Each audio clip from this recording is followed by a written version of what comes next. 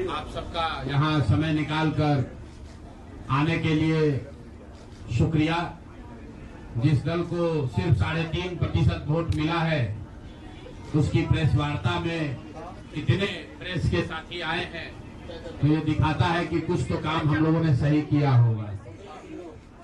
हम लोग बिहार आज से 3.5 साल पहले व्यवस्था परिवर्तन के संकल्प से आए थे। एक ईमानदार प्रयास किया है और उसमें बिल्कुल सफलता नहीं मिली, ये मानने में कोई गुरेज नहीं है।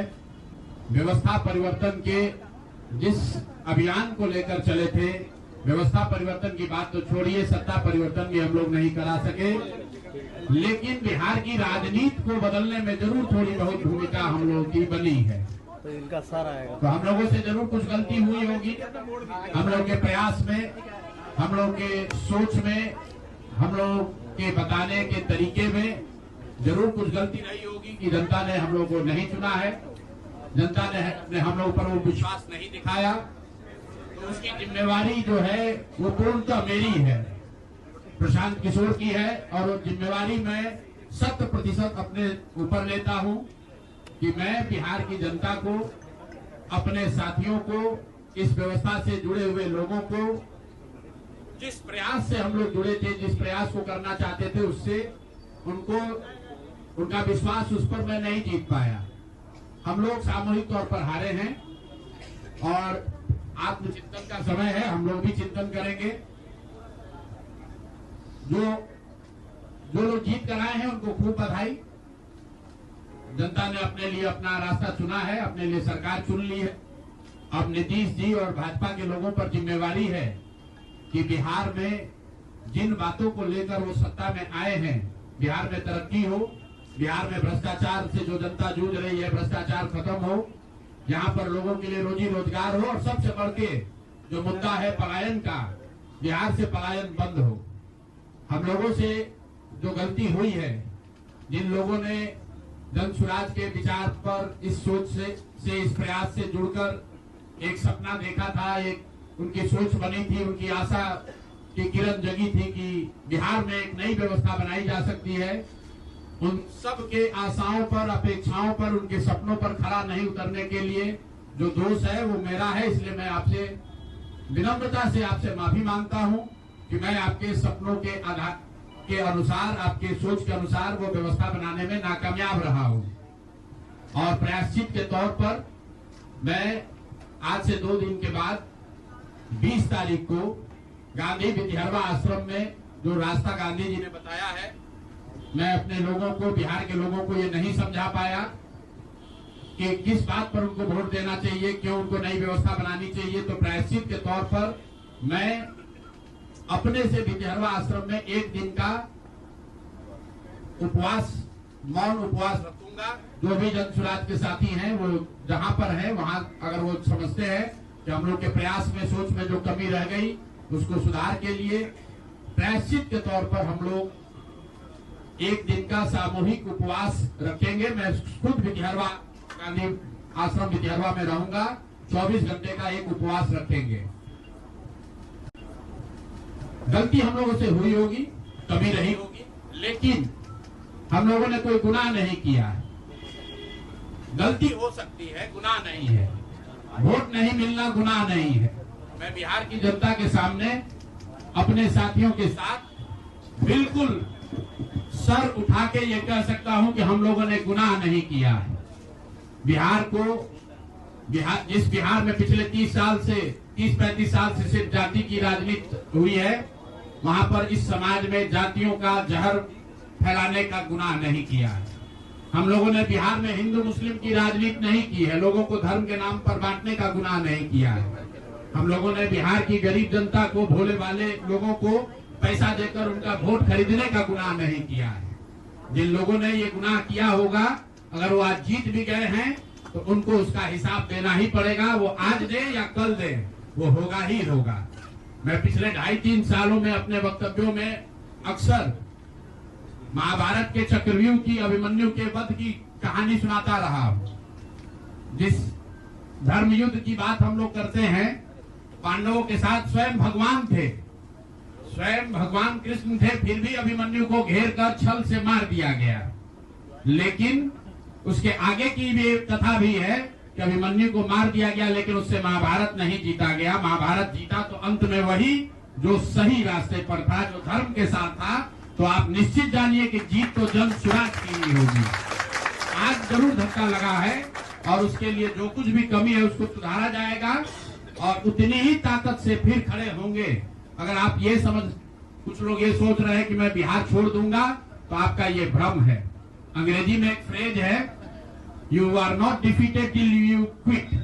जब तक आप छोड़ेंगे नहीं तब तक आप हार नहीं सकते हैं। तो प्रशांत किशोर की और जन स्वराज में मेरे साथ जुड़े हुए साथियों की बिहार सुधारने की जो जिद है, उस जिद के सामने दूसरा कुछ भी इस जीवन में नहीं है। उस जिद से पीछे हटने वाले नहीं है। पूरी ताकत से, पूरी ईमानदारी से लोग कह रहे हैं कि मैंने 3-3.5 साल में बहुत मेहनत किया है। तो जितनी मेहनत करते हुए आपने मुझे 3 साल में देखा है, उससे दुगनी मेहनत करेंगे और पूरी ताकत से लगेंगे। पीछे हटने का सवाल नहीं है। जब तक बिहार को सुधारने के अपने संकल्प को पूरा न कर लें, तब तक पीछे हटने का कोई सवाल ही नहीं है। अब चुनाव के परिणामों को लेकर जो बात है, उस पर बहुत विवेचना हो रही है। आपने भी कहा, बड़े बड़े विशेषज्ञ आकलन कर रहे हैं। कोई बता रहा है कि पैसे से जीत लिया गया, कोई बता रहा है कि लालू जी के डर से ध्रुवीकरण हुआ इसलिए जीता गया। कुछ लोग बता रहे हैं कि जातियों की बात अभी पूरी तरह खत्म नहीं हुई।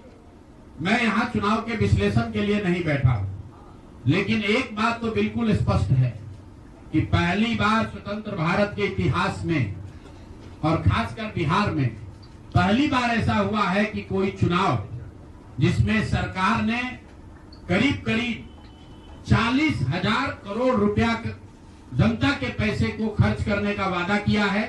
और मुझे लगता है कि वही एक कारण है जिसकी वजह से एनडीए को इतना बड़ा बहुमत मिला है। मैं सिर्फ आपके ध्यान में लाना चाहता हूं कि 10,000 रुपए की बड़ी चर्चा हो रही है। लोग बता रहे हैं कि 10,000 पर लोगों ने वोट बेच दिया। बिल्कुल नहीं है, ये बात सही नहीं है। मेरा आज भी ये यकीन है कि 10,000 रुपए के लिए बिहार के लोग अपना वोट, अपना बच्चों का भविष्य नहीं बेचेंगे। अगर 10,000 रुपए को आप जोड़िएगा तो प्रतिदिन 5.5 रुपया हुआ। 5.5 रुपए में कौन अपना वोट बेचेगा? लोगों ने 10,000 रुपए के लिए सिर्फ वोट नहीं बेचा है। आपको देखने, जानने, समझने की जरूरत है। और इस पर ये बहस भी हो रहा है। सत्ता में जो लोग आए हैं वो कह रहे भैया हम तो सरकारी योजना चला रहे थे। जो विपक्ष में है वो कह रहा है हम योजना नहीं चला रहे थे, आप पैसा देके वोट खरीद रहे थे। इसका कोई अंत नहीं है, इस बहस का कोई अंत नहीं है। चुनाव आयोग पर लोग टीका टिप्पणी कर रहे हैं, वो चुनाव आयोग का विषय है। बिहार के बेटा होने के नाते, बिहार के नागरिक होने के नाते मेरा बस एक ही प्रश्न है। हर विधानसभा क्षेत्र में 60 से 62,000 लोगों को कम से कम 10,000 रुपया सीधे तौर पर सरकार ने दिया है। सिर्फ 10,000 रुपया नहीं दिया, ये कहा कि आपको स्वरोजगार के लिए 2 लाख रुपया दिया जाएगा और उसकी पहली किस्त के तौर पर, बयाना के तौर पर 10,000 रुपया उसको दिया गया। और पूरा सरकारी तंत्र लगाया गया लोगों को ये बताने के लिए कि अगर आप एनडीए को वोट देते हैं तो आपको 10,000 रुपए के साथ साथ आने वाले 6 महीनों में 2 लाख रुपए तक की सहायता मिलेगी। इसको करने के लिए पूरा सरकारी तंत्र लगा। जीविका की दीदियों को बैठाया गया। जितने यहाँ पर आशा आंगनवाड़ी सेविकाएं हैं उनकी सैलरी, उनका मानदेय बढ़ाकर उनको जोड़ा गया। लोग कह रहा है भैया काडर कहाँ है? मेरे भाई 2 लाख लोगों को, आप ध्यान रखिए, सिर्फ 10,000 रुपए लोगों को नहीं दिया गया है। हर विधानसभा में, मैं बहुत जिम्मेवारी से जो सरकारी आंकड़ा है वही बता रहा हूँ, हर विधानसभा में 60 से 62,000 महिलाओं को 10,000 रुपया दिया गया है। करीब करीब 1 लाख आंगनवाड़ी सेविका, आशा वर्कर और ममता की से जुड़ी हुई महिलाओं को करीब सरकार ने 10,000 करोड़ रुपया अलग से दिया है। इसके साथ ही विकास मित्र और टोला सेवकों को 25,000 रुपया एक बार में, और जो लोग प्रवासी मजदूर बाहर से आए उनको 5,000 रुपया दिया गया है कपड़ा के नाम पर। तो कुल मिलाकर 29,000 करोड़ रुपया, करीब करीब 29,000 करोड़ रुपया बांटा गया है। 40,000 करोड़ रुपए की योजनाओं की घोषणा की गई है। अब हम यहाँ इसलिए नहीं बैठे हैं ये कहने के लिए कि इसी वजह से हम लोग चुनाव हार गए। मेरा अब सीधा सरकार से एक आग्रह है कि आपने 2 लाख रुपए देने का वादा किया है, जनता ने आपको मत दे दिया, अब आप सत्ता में बैठे हैं, तो कृपा करके जो 1.5 लाख महिलाएं, 1.5 करोड़ महिलाएं हैं जिनको आपने 10,000 रुपया दिया है, उन सभी महिलाओं को अगले 6 महीने में 2 लाख रुपए तक देने की व्यवस्था कीजिए, क्योंकि अगर वो हो जाएगा तो बिहार से बेरोजगारी दूर हो जाएगी, बिहार से पलायन बंद हो जाएगा। और अगर आपने ये नहीं किया तो ये बिल्कुल स्पष्ट हो जाएगा कि आपने ये 10,000 रुपया किसी योजना के तहत नहीं दिया था, सिर्फ और सिर्फ वोट खरीदने के लिए दिया था।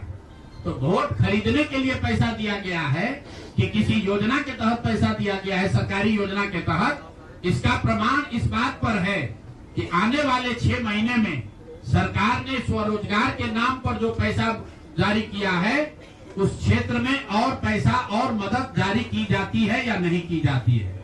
हम लोग एक भी विधायक न जीते कोई बात नहीं, जन सुराज, और कई लोगों का सवाल है नीतीश कुमार को 25 सीट आने की बात है, तो मैं आपके सामने घोषणा कर रहा हूं कि जो 25 सीट हमने बात कही थी उस पर बिल्कुल कायम है। अगर नीतीश कुमार ने, उनकी सरकार ने ये वोट खरीदा नहीं है, इनको 2-2 लाख रुपए दे दे, मैं बिल्कुल राजनीति से संन्यास ले लूंगा, उसमें कहीं कोई दिक्कत नहीं है।